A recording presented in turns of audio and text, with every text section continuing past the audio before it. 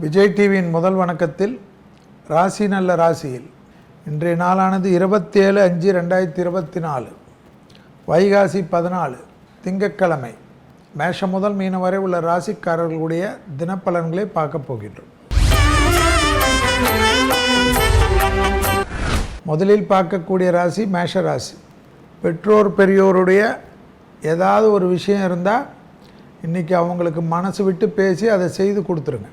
எவ்வளோ நாள் தான் இதை செய்யணும் அதை செய்யணும்னு அவங்களுக்காக யோசித்தே இருப்பீங்க. ஸோ இன்றைக்கி அதற்குண்டான அற்புதமான நாள்.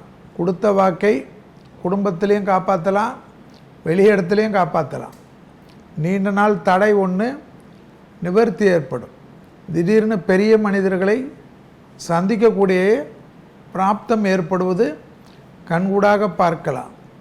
உத்தியோக நிமித்தமாக மாலையிலிருந்து நல்ல செய்திகள் கிடைக்கும். அடுத்ததாக பார்க்கக்கூடிய ராசிக்காரர்கள் ரிஷப ராசிக்காரர்கள். மாலை மணி 4:23 வரை சந்திராஷ்டம் உள்ளதை ஞாபகத்தில் வச்சுக்கோங்க. ஏற்கனவே உங்கள் ராசியில் இருக்கக்கூடிய சூரியன் குரு தேவையில்லாத சிக்கலை ஏற்படுத்துவாங்க. இந்த சமயத்தில் சந்திராஷ்டிரம் சாயங்காலம் வரைக்கும் இருக்கிறதுனால கையெழுத்து போடுறது கூட யோசித்து தான் போடணும். ஏதாவது முக்கியமான தேவையில்லாத விஷயம்னாலும் குடும்பத்துக்கார்கிட்டையோ ஃப்ரெண்ட்ஸுக்கிட்டேயோ கேட்டு கையெழுத்து போடுறத வழக்கமாக வச்சுக்கோங்க. சிறிய தவறு பண்ணாலும் பெரிய சிக்கலை ஏற்படுத்திடும். பெரிய மனிதர்களிடம் கோபமாக பேசுகிறதெல்லாம் வேணாம். மொத்தத்துக்கும் அவங்க நம்மளை ஏதாவது போட்டு உருட்டி வச்சுருவாங்க. அடுத்ததாக பார்க்கக்கூடிய ராசிக்காரர்கள் மிதுன ராசிக்காரர்கள். மாலை மணி 4:24 சந்திராஷ்டம் வருது. பண விரயம் காட்டுது. ஸோ ஏதாவது தேவையில்லாத ஒரு செலவை இன்றைக்கி நீங்களே இழுத்து விட்டுருவீங்க. யாரும் உங்களுக்காக இழுத்து விட மாட்டாங்க. நீங்களே பெருமைக்காக நான் அதை பண்ணித்தரேன் இதை பண்ணித்தரேன்னு யாரையோ குஷிப்படுத்துறதுக்கு செஞ்சுட்டு வீட்டில் செம்ம மாற்று வாங்குவீங்க. ஸோ ரொம்ப கவனமாக இருக்கணும் மிதுனம் இன்றைக்கி. எதில்? பண விஷயத்தில். அடுத்ததாக பார்த்திங்கன்னா பெரியவர்களுடைய கோபதாபத்துக்கு ஆளாகாமல் இருக்கிறது மிதுனத்திற்கு ரொம்ப முக்கியம். அடுத்ததாக பார்க்கக்கூடிய ராசிக்காரர்கள் கடக ராசிக்காரர்கள். அற்புதமான நாள்.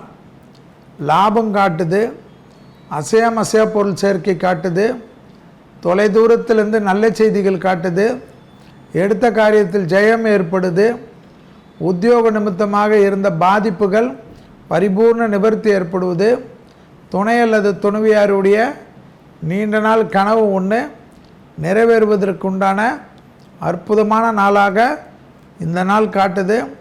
குறிப்பாக குடும்பத்திற்கு தேவையான ஒரு பொருள் நிச்சயமாக வாங்கி கொடுக்கக்கூடிய நாளாகவே இன்றைய நாள் காட்டுது.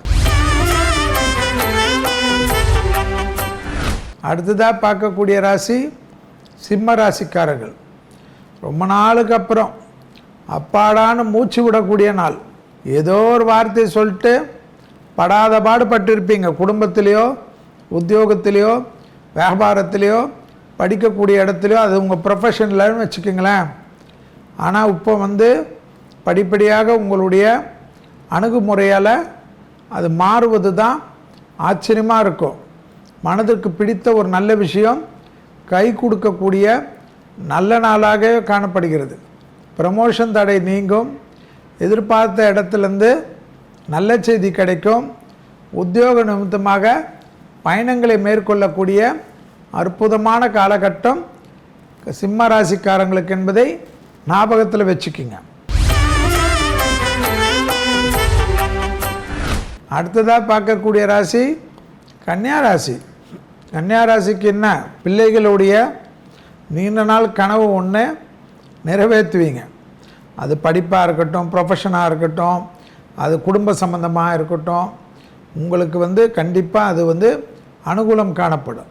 அதே போல் பணவரவு எதிர்பார்த்து காத்து கொண்டிருந்த கன்னியா ராசிக்காரர்களுக்கு இன்றைக்கி அதுக்குண்டான நல்ல செய்தி கிடைக்கும். அதே சமயம் குடும்பத்தில் வயசானவங்கக்கிட்ட மல்லு கட்டுறது எந்த விதத்தில் நியாயம் என்பதை மட்டும் கன்னியா ராசிக்காரங்கள் யோசிக்கணும். தொழிலெலாம் நல்லா முன்னேறுது. தொழில் நிமித்தமாக பயணங்கள் வந்தால் எடுத்துக்கொள்ளுங்க. சந்தோஷமாக அந்த பயணம் உங்களுக்கு சாதகமாகும்.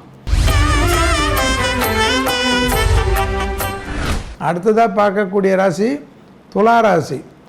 மாலை வரை இருக்கக்கூடிய விஷயங்களில் டக்கென்று முடிவு எடுக்கக்கூடிய துலா ராசிக்காரர்களுக்கு நல்ல ஏற்றம் காணப்படும். 8ஆம் இடத்தில் இருக்கக்கூடிய குரு சூரியன் எல்லாம் திடீர் அதிர்ஷ்டத்தை ஏற்படுத்தும். அதே சமயம் செலவு அதிகமாகும்.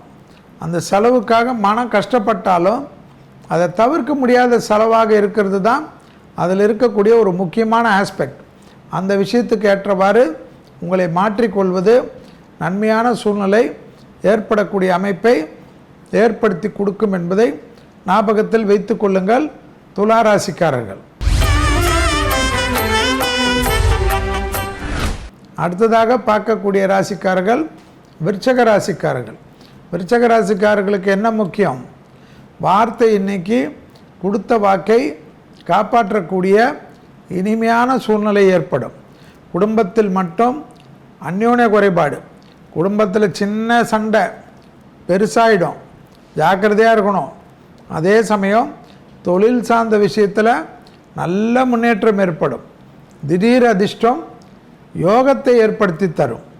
பணவரவில் இருந்த பாதிப்பு விருச்சகத்துக்கு நிவர்த்தி ஏற்படுவதோட டக்குன்னு சுபகாரியெல்லாம் கை கொடுக்கக்கூடிய அமைப்பு மகா பெரிய நன்மையும் மகா பெரிய அனுகூலத்தையும் ஏற்படுத்துவது தான் ஆச்சரியம். அடுத்ததாக பார்க்கக்கூடிய ராசிக்காரர்கள் தனுசு ராசிக்காரங்க. தனுசு ராசிக்காரங்களுக்கு ஏற்கனவே தொழில் அமைப்பை குருவானவர் வளப்படுத்துகிறார். எனவே தொழில் இல்லை என்று தனுசு இருந்தால் அது உங்கள் முயற்சிக்காத ஒரு விஷயத்தினால தான் என்பதை மனசில் வச்சுக்குங்க. ஏதாவது கதை பேசுகிறீங்கன்னு தான் அர்த்தம். கண்டிப்பாக குரு அனுகூலம் டக்குன்னு தொழிலோ படிப்பு தடையோ நீக்கிடும். ஆச்சரியமாக இருக்கும். எடுத்த காரியத்தில் ஜெயம் ஏற்படும். கொடுத்த வாக்கை குடும்பத்திலையும் காப்பாற்றலாம், வெளியிடத்துலையும் காப்பாற்றக்கூடிய அமைப்பு குரு பார்வைக்கு உண்டு. இதெல்லாம் ஏதோ நான் சொல்கிறதுனால நடக்கலை. அதனால் நல்ல விஷயங்களை தள்ளி போடாமல் செய்து கொள்ளக்கூடிய தனுசு புத்திசாலி. அடுத்ததாக பார்க்கக்கூடிய ராசி மகரம். மகர ராசிக்காரர்களுக்கு குடும்பத்தில் ஒரு தேவையில்லாத குழப்பம் காணப்படும். அதில் மட்டும் கொஞ்சம் மாலை வரைக்கும் விட்டு கொடுத்தா போதும். பிள்ளைகள் விஷயத்திலையும் கோபதாபம் வேண்டாம். வெளியிடம் லாபம், தொழில் அமைப்பில் முன்னேற்றம், வார்த்தைக்கு மதிப்பும் மரியாதையும் குடும்பத்திலையும் ஏற்படுத்தலாம், வெளியிடத்துலையும் ஏற்படுத்துவது கண்கூடாக பார்க்கலாம். வேறு ஆச்சரியமான விஷயம் என்னென்னா, ரொம்ப நாளுக்கு முன்னாடி யாரோ வாங்கிட்டு போன பணம்லாம் திடீர்னு அவருக்கு போதி மதத்தில் ஞானம் பிறந்தது போல் எடுத்துகிட்டு வந்து உங்களுக்கு கொடுப்பாரு. அதெல்லாம் சந்தோஷம் ஏற்படும். ஸோ ஏதோ ஒரு நல்லது கண்டிப்பாக இன்றையும் வரக்கூடிய நாளிலும் நடக்கும். அடுத்ததாக பார்க்கக்கூடிய ராசிக்காரர்கள் கும்பராசிக்காரர்கள். கும்பராசிக்காரர்களுக்கு விரயம் அதிகமாக இருக்குது. ஏற்கனவே ஜென்ம சனி 7.5 சனியில் ஜென்மத்தில் இருக்கிறதுனால இந்த கிரெடிட் கார்டை போட்டு தேய்க்கிறதெல்லாம் விட்டுறணும். கவனமாக இருக்கணும். உங்களுக்கு தேவையான அளவுக்கு மட்டும் பணத்தை வச்சுக்கோங்க. உத்தியோகத்தில் ரொம்ப கவனமாக பார்த்துக்குங்க. தாய் வழி உறவு, தந்தை வழி உறவுடன் மனம் விட்டு பேசுவது நன்மையை ஏற்படுத்தி தரும். தேவையான விஷயத்திற்கு மட்டும் முதலீடு செய்யுங்கள். மனதில் சரியில்லை என்று சொல்லக்கூடிய விஷயத்தை விட்டுடுறது நல்லதாக போயிடும். புரியுதா? அடுத்ததாக பார்க்கக்கூடிய ராசிக்காரர்கள் மீன ராசிக்காரங்க. நல்ல லாபம் கிடைக்கும், தொழிலில் ஏற்றம் கிடைக்கும், அசைய பொருள் சேர்க்கை ஆனந்தத்தை தரும். நல்ல நாள் இன்னைக்கு. தைரியம் ஏற்படும். பழைய கடனை செட்டில் ஆகக்கூடிய அமைப்பு ஏற்படும். தொழில் சார்ந்த விஷயத்தில் நல்ல முன்னேற்றம் ரொம்ப நாளுக்கு அப்புறம் ஏற்படும். புதிய முயற்சி வெற்றி ஏற்படுத்தக்கூடிய அற்புதமான காலகட்டம். சமூகத்தில் இருக்கக்கூடிய புதிய நபர்களை சந்திக்கக்கூடிய பிராப்தமெல்லாம் மீனராசிக்காரர்களுக்கு ஏற்படுவது தான் ஆச்சரியமாக இருக்கும். 7.5 சனியில் தடை இல்லாமல் சந்தோஷமாக இருக்கக்கூடிய ராசி யார்? நீங்கள் தான். ஸோ சுறுசுறுப்புக்கு பங்கம் இல்லாமல் சும்மா அந்த சோஃபாவில் உட்காந்துன்னு இந்த சோஃபாவில் உட்காந்துக்கின்னு கதை பேசாமல் களத்தில் இறங்குனீங்கன்னா ஜெயம் ஏற்படக்கூடிய அமைப்பு மீனத்துக்கு ஏற்படும். இதுவரை மேஷம் முதல் மீனம் வரை உள்ள ராசிக்காரர்களுடைய இன்றைய தினப்பலனை பார்த்தோம். உங்களோட ராசிக்கான பலன்லாம் பார்த்துருப்பீங்க. அடுத்ததா ஜோதிடம் சார்ந்த சந்தேகங்களை தீர்க்க வேண்டிய நேரம். இன்னைக்கு என்ன ஜோதிடம் சார்ந்த சந்தேகத்துக்கு என்ன விடை நம்ம ஜோதிடர் சொல்ல போறார் அப்படிங்கிறத வாங்க பார்த்து தெரிஞ்சுக்கலாம். விஜய் டிவிக்கு முதல் வணக்கத்திற்கு ஜோதிடம் சம்பந்தப்பட்ட ஆன்மீகம் சம்பந்தப்பட்ட நிறைய கேள்விகள் வருது. அதில் சுகேந்திரன் கடலூர்லேருந்து ஒரு அற்புதமான கேள்வி கேட்டிருக்கார். சாமி படத்துடன் பெரியவர்கள் படத்தை வைத்து கும்பிடுவது கரெக்டானு கேட்டிருக்கார். சாமி சாமியாகவே இருக்கணும். நம்ம பெரியவர்கள் படம் எப்படி வைக்கணும்? சாமி ரூம் இல்லாமல் நார்த்து சைட் ஹாலில் கூட நார்த்துலேருந்து வடக்குலேருந்து தெற்க பார்த்த மாதிரி அவங்களுக்கு ஒரே திசை அதுதான். இல்லை நான் பூஜை ரூம்லேயே எனக்கு அவங்களும் ஒரு தெய்வம்னாலும் பூஜை ரூமில் கூட பெரியவர்களை வீட்டில் நம்முடன் வாழ்ந்து மறைந்தவர்களை அவங்க யார் வேணுமா இருக்கலாம்.